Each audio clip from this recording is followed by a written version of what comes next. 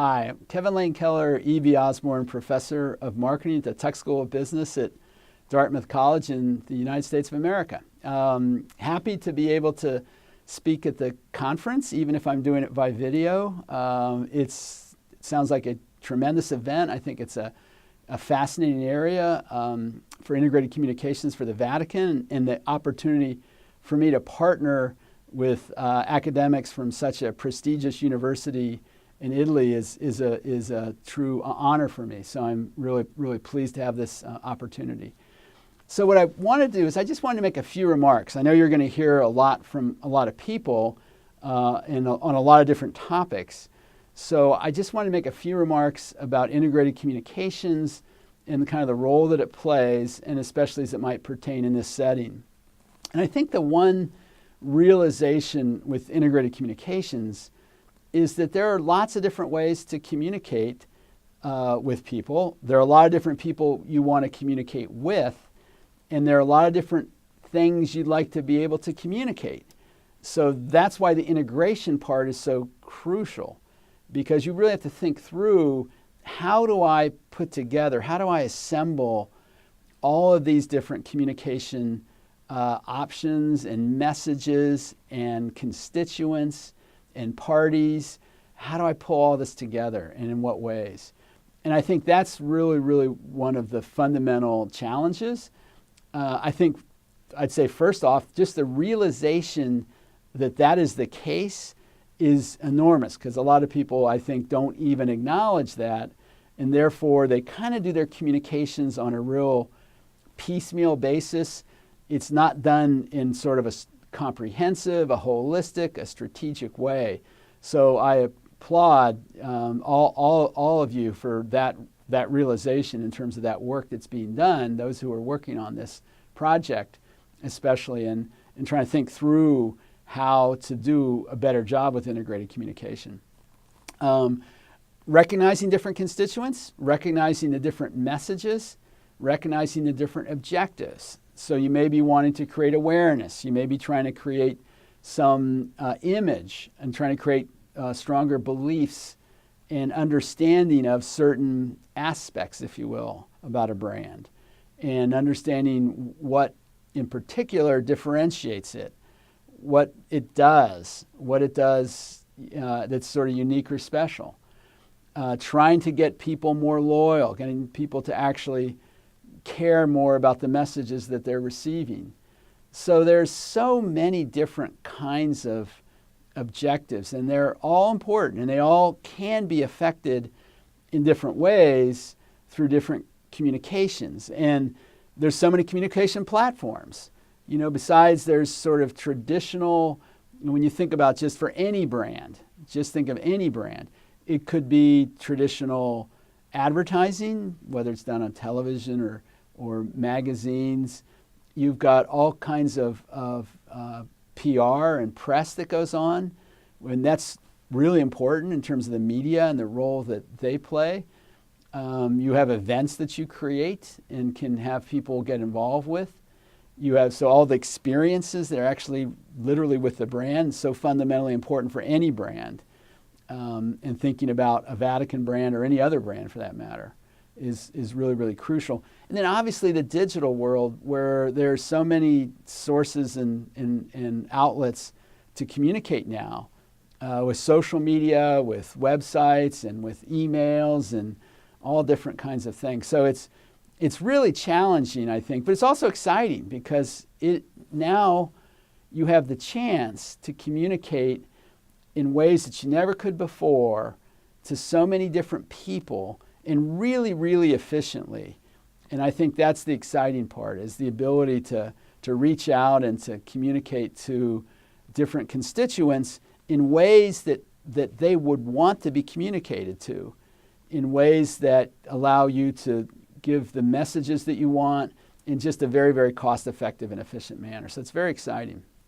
But the one thing I really wanted to spend kind of the bulk of my remaining time on is I want to talk about kind of the criteria by which you judge a communication program, because I think it's very important. It's something I've thought a lot about. I've worked in this area for over 30 years now, taught advertising and done research, and just literally in the last 2 years published probably 3 papers on integrated communications. And in a couple of those papers, I talk about what I'm going to talk about now. And it's basically 7 criteria by which you would judge an integrated marketing communication program. So if you think of how you decide whether your communications are truly integrated or not, these are 7 criteria that you can use to judge those.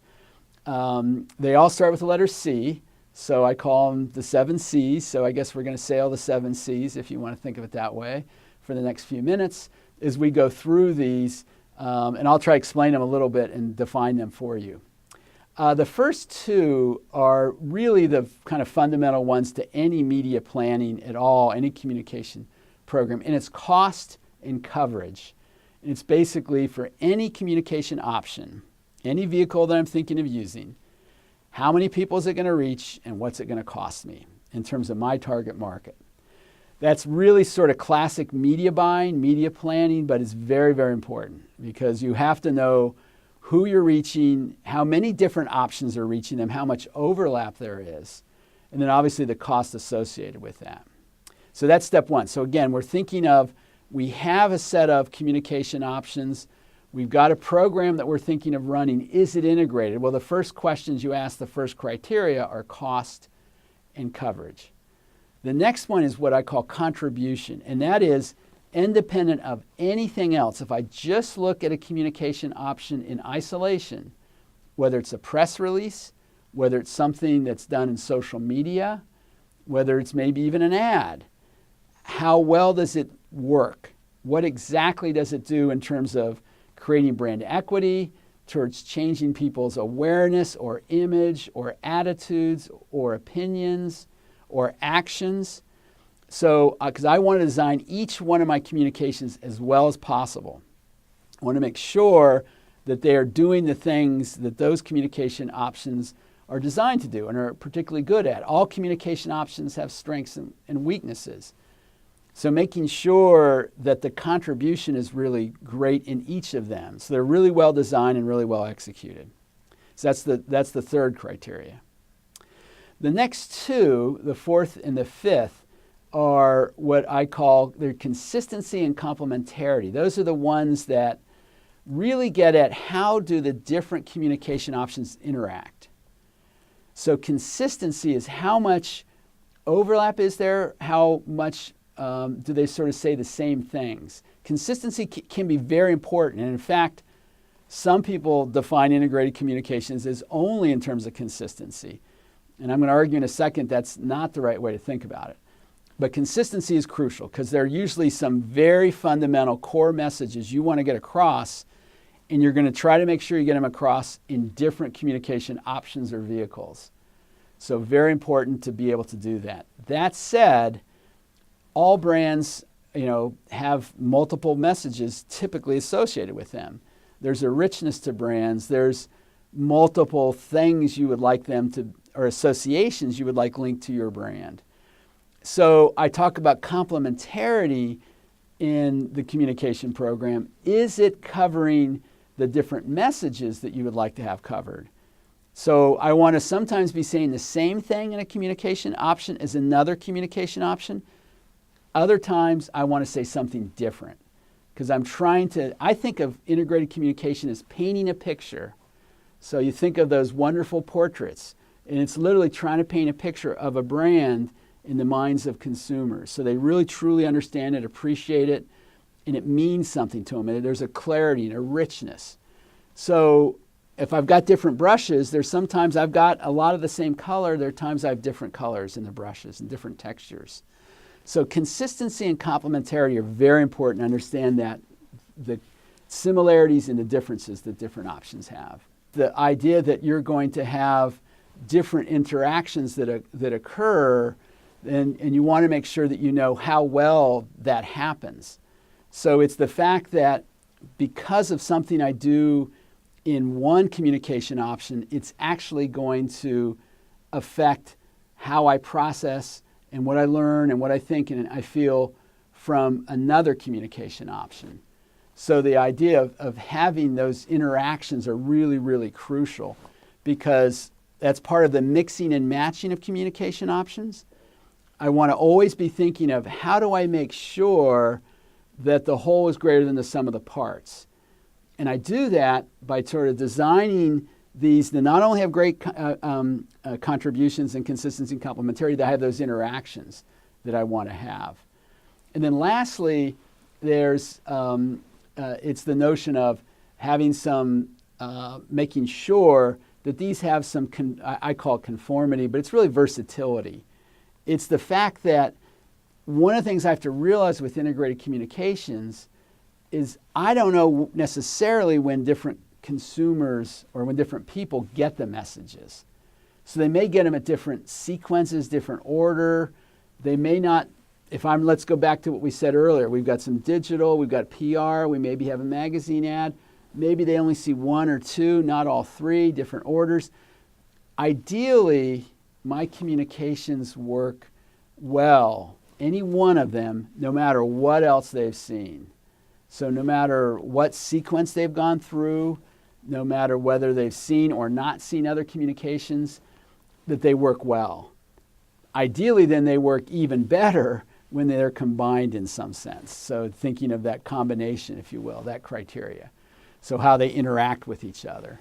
So when you think about the criteria, the cost, the coverage, the contribution, the commonality or consistency, the complementarity, that combination, and then conformability or versatility.